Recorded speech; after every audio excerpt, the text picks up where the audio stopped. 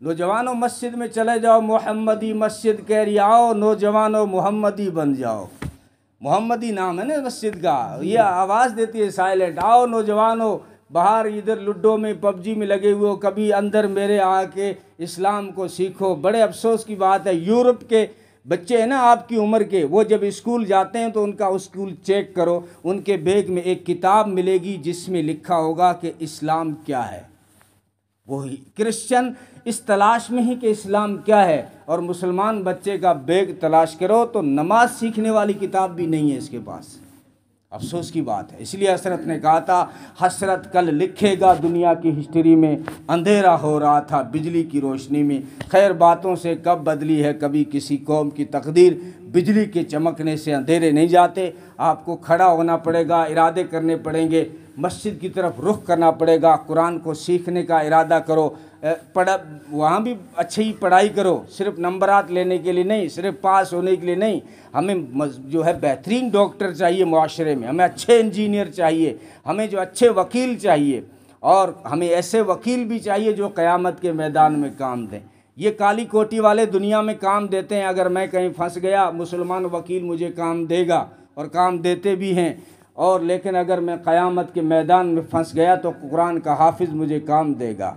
10 ऐसे अफराद को जन्नत में ले जाएगा जिनके ऊपर जहन्नम वाजिब हो चुकी होगी। आलिम, तो हर मुआशरे हर सोसाइटी में आप कम से कम परिवार में आपके 10 बच्चे हैं ना, तो 9 को आप दुनिया की डिग्रियां दिलाओ, 1 को तो कुरान का हाफिज़ बनाओ, 1 को तो आलिम बनाओ। इस तरतीब पे आओ, और सबसे पहले शुरुआत करें नमाज से, कि जितना भी ये मजमा बैठा है इंशाअल्लाह आज के बाद 5वें वक्त जो है हम जमात के साथ मस्जिद में पढ़ेंगे, और हमारी मस्तूरात भी जो है अपने घरों में मुसल्ला बिछा के नमाज और कुरान की तरफ, यही है। ताबीज़ से मसला हल को नहीं हुआ है, मौल साहब जी उठाए ताबीज़ बना के दे, जी जो है सोरो जद्दी होगा जब तू नमाज पढ़ेगी और कुरान खोलेगी, जी सोरो हो जाओगे।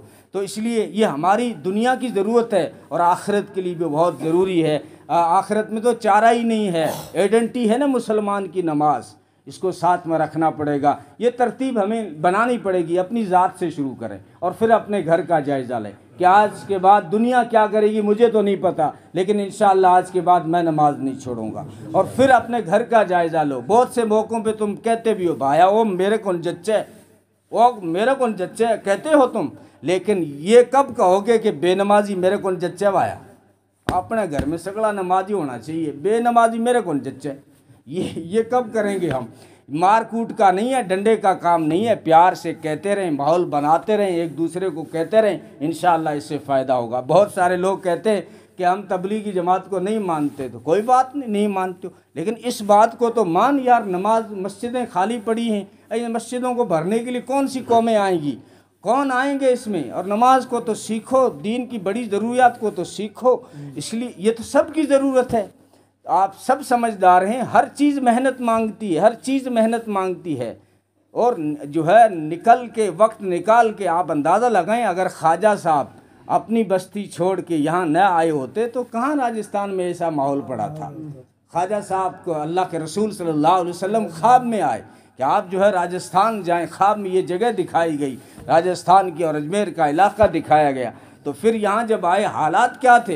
हालात ये था, राजपूतों का रजवाड़ा था, पृथ्वीराज चौहान का ज़माना था, और मुसलमान की इस्लाम की कोई किरण राजस्थान में नहीं थी। ये बदकिस्मत रहा है, चाहे वहाँ हुकूमतें होती रही दिल्ली में, लेकिन यह पट्टी बड़ी बदकिस्मत रही है। ख्वाजा साहब ने यहाँ के इस्लाम का नूर फैलाया है।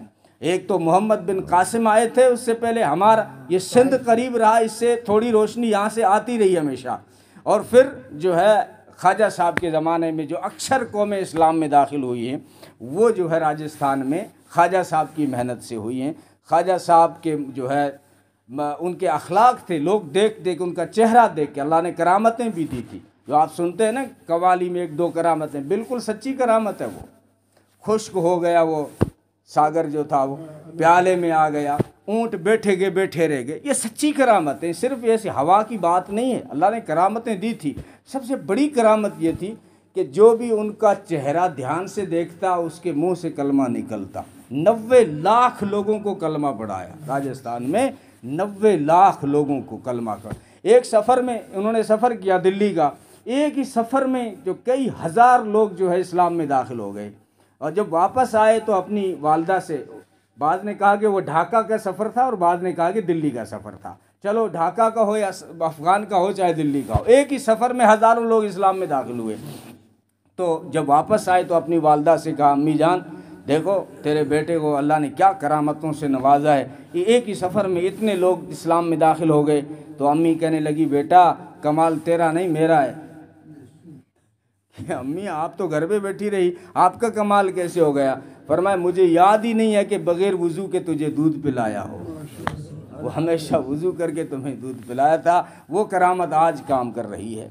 तो इसलिए जो है हमारी ज़रूरत है थोड़ा वक्त निकालें, मस्जिद को दें, मस्जिद में आएँ दीन को सीखने के लिए, और मुसलमानों के जो थोड़े बहुत तफ़रक़ात हैं इसको करीब करने की कोशिश करें। मैंने तो इसको मिशन बना लिया, हर जगह कहता हूँ यार आपस के अगर 2-3 मसलों का झगड़ा है तो मौलवी जाने, मौलवियों का काम जाने। इस उम्मत में इख्तलाफ रहमत था, हमने उसको अज़ाब बना दिया, जहमत बना दिया।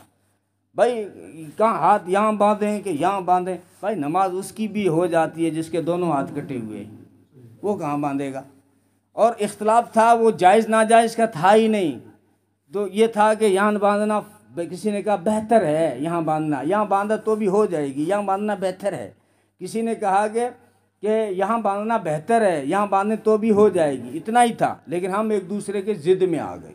अब ज़िद में आ गए, बात तो नीचे ले गए, पेट से नीचे ले गए, और बात ऊपर ले गए, छाती पे ले आए। इतना इख्तलाफ नहीं था, टांगों का भी इतना कोई लंबा चौड़ा इख्तलाफ नहीं था। बस वो अहनाफ ने कहा कि 4 उंगलियों का फासला रखें, हालांकि कोई ज़रूरी नहीं है, अपने मोटा आदमी है कोई, वो थोड़ी और चौड़ी कर ले टांग, नमाज में कोई दिक्कत नहीं आता, कोई फ़र्क नहीं पड़ता। लेकिन हम एक दूसरे के ज़िद में आ गए, बाज तो सुकड़ के खड़े हो गए, और बाद में इतने फैले कि सारी सफ़ की जगह रोक ली। अब ये हम ज़िद में कर रहे हैं, ऐसा इस्लाम में ऐसा कुछ नहीं था। और जितने भी हमारे छोटे मोटे हैं इख्तलाफ, वो इख्तलाफ रहमत है, एक दूसरे को एक्सेप्ट करके चलो। सब अपनी दलीलें रखते हैं, सबको एक्सेप्ट करके चलो। जिसने भी कलमा पढ़ा वो हमारा है, ला इलाहा इल्लल्लाह मुहम्मदुर रसूलुल्लाह सल्लल्लाहु अलैहि वसल्लम। मोहब्बत, भाईचारे के साथ, अखलाक के साथ में आप सल्लल्लाहु अलैहि वसल्लम के अखलाक को पढ़ें, सीरत को पढ़ें, सीरत को पढ़ें, आप कुरान को पढ़ें, ये चीज़ें पढ़ें। मौलवी आपको हो सकता है मैं आपकी चक्री घुमा दूंगा या लड़ा दूंगा, अपने पेट के चक्कर में जो है तुम्हारी भी चक्री घुमा दूंगा, लेकिन क़यामत तक कुरान तो नहीं बदलेगा।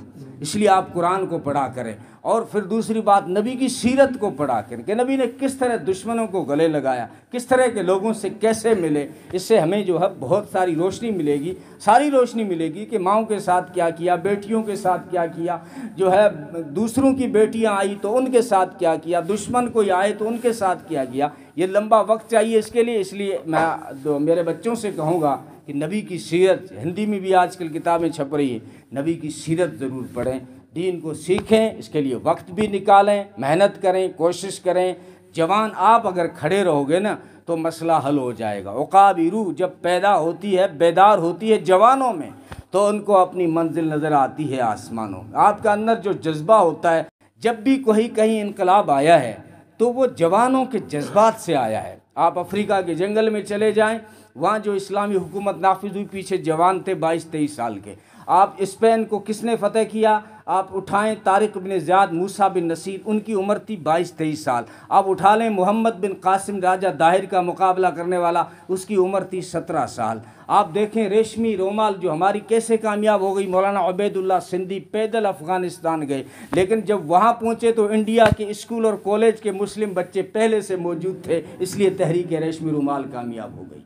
तुम नौजवानों की हर जगह ज़रूरत है, तुम खड़े हो जाओ, मस्जिदें आबाद हो जाएंगी, दीन का माहौल बन जाएगा। करोगे इंशाअल्लाह। अल्लाह ताला अमल की तौफीक अता फरमाए।